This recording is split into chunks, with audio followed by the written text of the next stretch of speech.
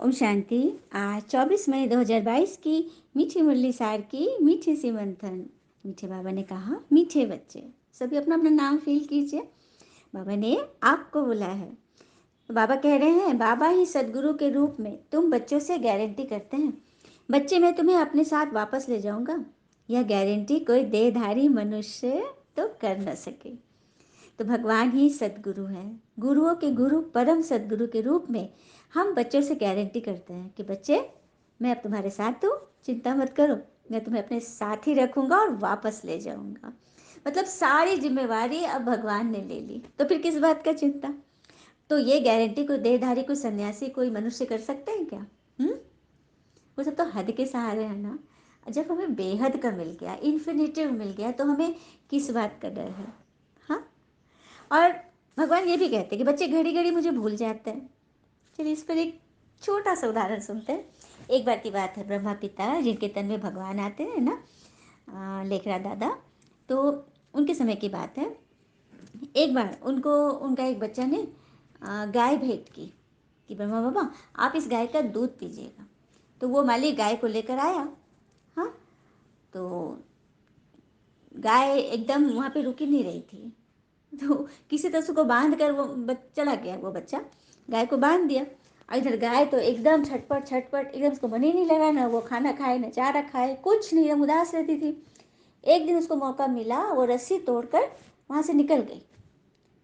तो रात का समय था, सुबह इन लोग देखा तो गाय तो है नहीं। तो इन लोग बोला कि जाओ खोज खबर करो, गाय कहाँ चली गई।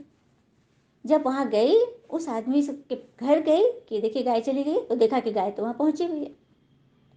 तो देखा, तो ब्रह्मा बाबा ने इसको कितने सुंदर उदाहरण से समझाया कि देखो, जब पशु होकर भी अपने मालिक और अपने घर की याद नहीं भूली, मतलब बहुत दूर चला गया था, बहुत दूर उसका घर था, लेकिन वो गाय वहाँ पहुँच गई।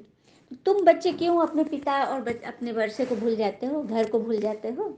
है ना बड़ी बात। प्रश्न है, तुम बच्चों की ये कथा कब पूरी होगी जो ये सुन रहे हो तुम? ये सत्यनारायण की सच्ची सच्ची कथा जो हम सुन रहे हैं, ये अभी सुन रहे, ये ज्ञान मुरली वो सत्यनारायण की कथा है। कैसे है? क्योंकि सत्यनारायण कथा हम सब ने पूर्णिमा के दिन हम सब पूजा कराते थे, सबको अनुभव है। तो उसमें एक लाइन लिखा हुआ है कि नर ऐसी करनी करे तो नारायण बने, और नारी ऐसी करनी करे तो श्री लक्ष्मी बने। लेकिन उसे विधि तो लिखा है नहीं। तो कैसे बनेंगे? सिर्फ हमने पढ़ लिया, ब्राह्मण सुना देते हैं, बस सुना सुना हो गया। तो उसी करनी की ये विधि है। इस मुरली में वो विधि सिखाई जा रही है कि नर कौन सी ऐसी करनी करे तो श्री नारायण बने, और नारी क्या करे तो श्री लक्ष्मी बने। ये कथा कब पूरी होगी? जब हम देवता बन जाएंगे, तभी ना पूरी होगी। बाकी पावन दुनिया में, सत्युग में, तो ये कथा सुनाने की दरकार ही नहीं, वहाँ तो सभी पावन है। फिर दूसरा प्रश्न है, शिव बाबा की महिमा में कौन से शब्द राइट है और कौन रॉन्ग है? तो शिव बाबा को अभोक्ता कहना, असोचता कहना व करण करावहन कहना राइट है। करण करावनहार मतलब सब कुछ भगवान की मर्जी से हो रहा है, भगवान ही करा रहे हैं, ये राइट है। अभोक्ता भी राइट है, असोचता भी, भगवान सोचते नहीं है, निराकार क्या सोचेगा, वो तो बस करते हैं। और अभोक्ता खाते भी नहीं है, भगवान खाते नहीं है, बस भाषण। इसका मतलब ये नहीं कि भगवान को भोग नहीं चढ़ाना है, खिलाना है। क्यों? क्योंकि वो खाते तो नहीं है, पर अपनी शक्ति, अपनी पवित्रता की शक्ति उस भोजन में जरूर डाल देते हैं, जिससे आत्मा चार्ज होती है। चलिए चार्ज पे बताती हूँ कि जिस जिस जिसको बाबा ने अपना इंचार्ज बनाया है, जिस जिसको बाबा ने सेवा की जिम्मेवारी सौंपी है, विश्व की सेवा की, उन बच्चों के बारे में है कि जो जितना चार्ज होगा वही सफल इंचार्ज बनेगा। जो जितना, जिसकी बैटरी जितनी ज़्यादा चार्ज होगी, आत्मिक रूप से आत्मिक चार्जिंग होगी जिसकी, वही सफल इंचार्ज बनेगा। यदि बैटरी चार्ज के बिना कोई इंचार्ज बन गया, तब उसे धर्मराजपुरी में भिन्न भिन्न चार्ज चुकाने पड़ेंगे। तो सबसे पहली बात है अपनी बैटरी को चार्ज करना, आत्मिक भान से, सूक्ष्मता से अपने आप को समझना। फला कुछ भी कर रहा है, कोई कुछ कर रहा है, हमें उससे मतलब नहीं, हम अपनी चेकिंग करें कि मेरा मन उसमें फंस तो नहीं रहा है। और इसमें दुखी नहीं होना है। देखो दुख के बारे में है कि दुख दुश्मन नहीं है, दुख तो मित्र है। वो हमें खबर देता है कि कहीं कुछ गलत हो रहा है, राह बदल लो, लौटो। जैसे ही तुम ठीक दिशा में चलोगे सब कुछ सहज व सफल हो जाएगा, है ना। तो दुख एक खबर है, संकेत है कि अब सही रास्ता पे चलो। कुंती वाली कहानी भी याद है ना, महाभारत युद्ध में जब स्थापना हो गई, पांडवों को राज्य मिल गया, तो श्री कृष्ण जाने लगे तो कुंती ने रोका। तो बोला बुआ आप क्या करना, अब तो आपको सब कुछ मिल गया, मैं चला अपने धाम। तो बोलती तब तो मुझे मेरे दुख के दिन ही अच्छे थे जब आप हमारे साथ थे।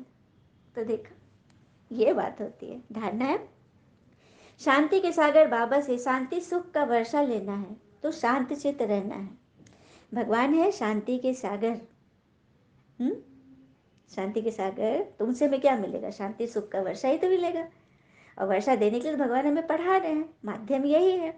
तो कभी किसी को दुखी अशांत नहीं करना है, लून पानी नहीं होना। लून पानी हम कब होते हैं, जब हमारी सोच व्यर्थ की तरफ चली जाती है, किसी के बारे में हमारे मन में कोई हलचल आ जाता है, हमारे नेगेटिव संकल्प चलते हैं। चलिए, संकल्प से क्या होता है, कितना बड़ा इसका दुष्परिणाम होता है, ये कथा में बखूबी समझाएगी। तो एक चंदन का व्यापारी था, बहुत बड़ी दुकान थी, खूब सारा चंदन इकट्ठा था, लेकिन वो बड़ा उदास रहता था। कारण कि चंदन बहुत कीमती होते हैं, उस गांव से राज्य में कोई अकारण तो चंदन इतना खरीदेगा नहीं, तो उसका चंदन बिक नहीं रहा था और उसका धंधा एकदम मंदा हो रहा था।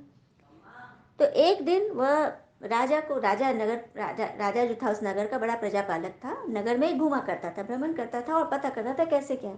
तो उसकी दुकान से भी राजा गुजरा, तब इसके मन में, इस राजा को देखकर ये निगेटिव संकल्प चला कि अगर इस राजा की मृत्यु हो जाए तो इनकी चिता को सजाने के लिए मेरे दुकान से चंदन लिया जाएगा, तो कितना अच्छा होगा। इस तरह से वो संकल्प रेगुलरली करने लगा। हाँ, कितना बुरा संकल्प, मरने का, मारने का संकल्प ये चला रहा था अपने फायदे के लिए। अब देखिए इसका परिणाम। उधर वह राजा भी जब वहां से गुजरता था तो इस चंदन के व्यापारी की दुकान को देख करके, या व्यापारी को दुकान में देख करके, इसके मन में भी ये संकल्प चला, यही चलता था कि इस पर, ये तो बड़ा अमीर है, इस पर कोई बड़ा सा कर लगा दूं। हाँ, मतलब इतना टैक्स इस पर चढ़ा दूं, इसको दंड दूं, फलना फलना, खाली नेगेटिव संकल्प उसके लिए चलता था। तो राजा यह सोचे, जबकि वो राजा बड़ा सकारात्मक विचारों वाला था, बहुत पॉजिटिव था, प्रजा की बहुत रक्षा और देखभाल करता था। उसके मन में जब उस व्यापारी के लिए ऐसा संकल्प नेगेटिव चल, जो कि किसी के लिए नहीं चलता था, तो उन्होंने अपने मंत्री से बात की, मंत्रणा की कि पता लगाओ कि आखिर मेरे मन में ऐसा नेगेटिव संकल्प क्यों चल रहा है व्यापारी के बारे में। तो मंत्री जी उसके घर गए, दुकान गए और सारी बात सच बताई। तो व्यापारी भी सच्चा था, उसने भी अपनी बात, संकल्प की बात बता दी, क्योंकि उसको पता था कि उसका राजा अच्छा है, डर नहीं था। तो मंत्री ने बहुत तरक्की से पूछा होगा, व्यापारी ने बता दिया सच बात।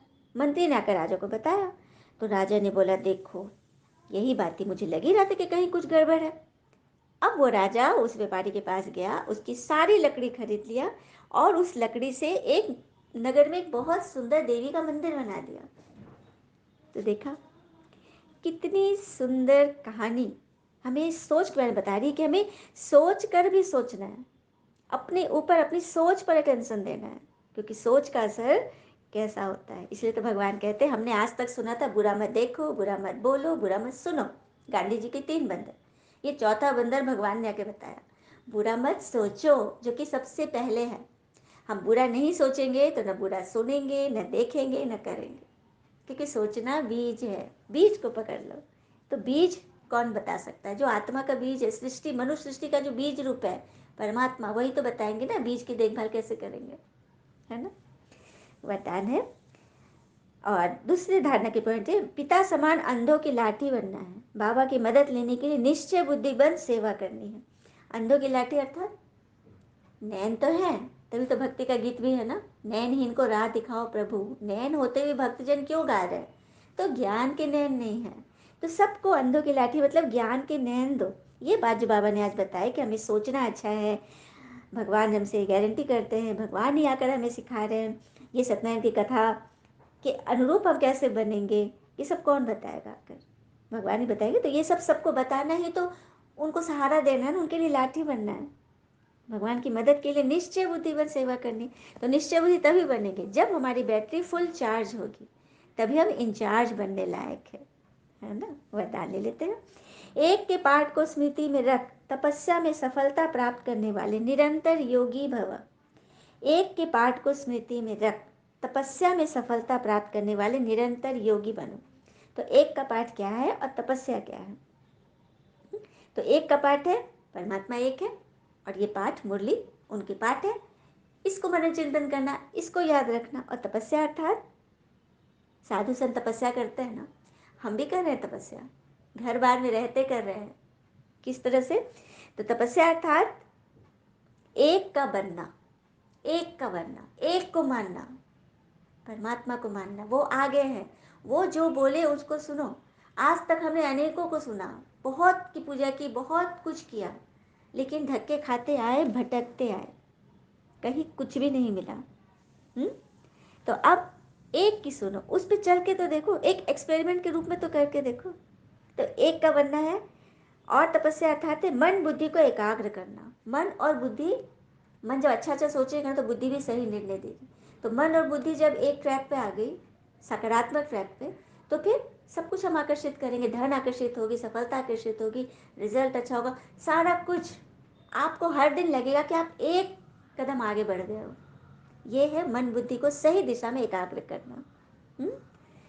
तीसरा है एकांत प्रिय। एकांत प्रिय का अर्थ ये नहीं है कि घर बार में नहीं रहना, एकदम अकेले रहना, पार्टी में नहीं जाना, नहीं, सब कुछ करो। 10 के बीच में भी मन को जो एकांत कर ले, एकाग्र कर ले, वही एकांत प्रिय है ना। नहीं तो आज मंदिरों का जो वातावरण होता है, क्यों इतने सुंदर सुंदर मंदिर बनाए जाते हैं, खुशबू फैलाई जाती है, फूल की खुशबू, भोग की खुशबू, चारों तरफ का वातावरण इतना शांत प्रिय क्यों? ताकि उस पवित्र वातावरण में बैठकर हम उस एक को याद कर सकें। लेकिन क्या ऐसा है, मंदिर में जाकर क्या मेरा मन हलचल में नहीं रहता है? वहाँ जाकर भी हम हलचल में हैं। फटफट प्रसाद खरीदेंगे, जल्दी जल्दी, पंडित जी नहीं मिल रहे, हलचल हलचल हलचल। बस जैसे लगा ना, करना है, जल्दी से करो और भागो। कभी ऐसा हुआ कि पूजा करके वहाँ पे मंदिर परिसर में बैठ गए, कुछ पल शांति से बैठे और उन देवता से बातें कर रहे हैं, अपने मन की बात उनको शेयर कर रहे हैं, और उधर से भी अपने मन की बात तो हम शेयर कर देते हैं जल्दी जल्दी में भी, भगवान मेरे साथ ये हुआ, भगवान वो हुआ, रोना गाना भी कर देते हैं। लेकिन क्या उधर से क्या जवाब आ रहा है? इसको कभी रुकने की कोशिश किया सुनने का? इसीलिए तो कहते हैं ना, प्रेयर और मेडिटेशन में बेसिक फ़र्क यही है कि प्रेयर है वन वे कम्युनिकेशन, एक तरफ का संवाद, अपनी बात कह देते हैं बस, उसके बाद हमको कोई मतलब नहीं उधर से क्या आ रहा है, हमको न शक्ति है उसको रिसीव करने की, न मेरे पास टाइम है, ना हमको मतलब है। ये हो गया प्रेयर। और मेडिटेशन है, अपनी बात हमने कही और रुक कर वहाँ पर बैठे हैं, शांत चित्त, कुछ भी नहीं कर रहे हैं, उसी को कहते हैं एकांत प्रिय। बस एक की याद में अपनी बात कहें और उधर से भी सुनने का साहस, समय और शक्ति, एनर्जी सब लगा दिए। ये होता है मेडिटेशन में, है ना। तो एकांत प्रिय बनना अर्थात 10 के बीच में भी मन को एकाग्र कर लो, मन को कंट्रोल कर लो। फिर है सर प्राप्तियों के खजानों को व्यर्थ से बचाना। अब हमने बहुत कमाई कर ली, हाँ, अब कोई व्यापारी है, पूरा धन धान कमा कर आ रहा है, तो वो हमेशा सेफ्टी से लाएगा ना। ऐसा थोड़ी कि उसको कहीं भी बैग रख देगा, कुछ करते कि चोरी हो जाए। एकदम सेफ्टी से ले जाए, हो सकता है अपने साथ बॉडीगार्ड भी ले जाए, क्योंकि बहुत ज़्यादा कमा के आया है दुबई से, विदेश से, कहीं से भी, तो पूरा तैयारी के साथ चलेगा कि मेरा लूट न जाए, है ना। तो भगवान से जो हमें सर्व प्राप्तियों का खजाना मिलता है, भगवान से क्या खजाने मिलते हैं? प्रेम, सुख, शांति, आनंद, शक्ति, ज्ञान, पवित्रता, ये 7 खजाने हमें भगवान से मिलते हैं। ये हमारा व्यर्थ में न जाए, ये हमारा लुट न जाए, क्योंकि चोर उचक्के माया हमारे आसपास ही है लूटने के लिए। तो उसको जो जितना हम बचा के रखेंगे, तो उसके लिए अपनी आत्मा की चार्जिंग सुबह सुबह ज्ञान सुनो, ये मंथन भी सुन लो, तो जो पॉइंट अच्छा लग रहा है उसको एक कम से कम आधी पॉइंट भी उतार के दिखाओ भगवान को, अपने जीवन में उतारो।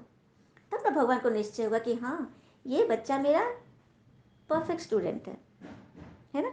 और जब वैर से बचाओगे तो मेहनत से छूट जाएंगे, फिर मेहनत नहीं करनी पड़ेगी, आसानी से आपके हर काम पूरे हो जाएंगे। स्लोगन, आज्ञाकारी वह है जो मन व बुद्धि को मन मत से सदा खाली रखते हैं। बाबा इधर बराबर बोल रहे हैं, श्रीमत में मन मत मिक्स नहीं करना, और परमत तो बिल्कुल ही नहीं।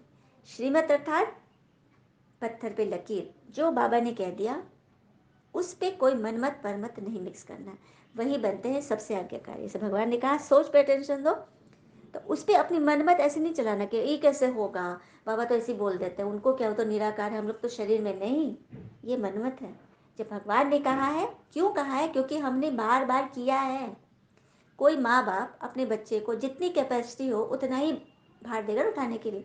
अब 5 साल का बच्चा है, उसको कह दे कि तुम 50 किलो उठा लो, नहीं। 5 साल का बच्चा, उसको बोलेंगे चलो आधा किलो उठा लो, एक किलो का उठा लो बेटा, जितना चाहेंगे, जितना पता है कि जितना उठा सकता उतना ही देंगे।